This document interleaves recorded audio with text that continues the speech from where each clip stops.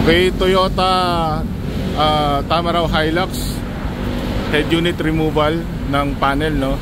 Thank you nga pala kay Jag Flores for the initial tips how to open the panel.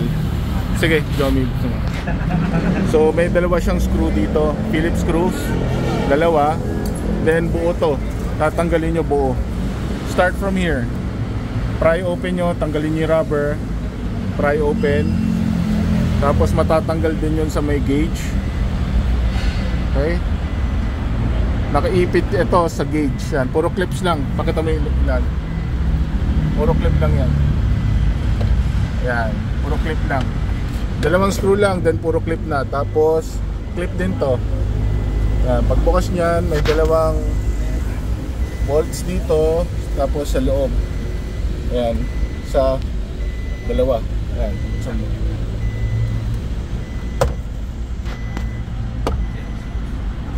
Wala siyang camera input. Tapos front lang yung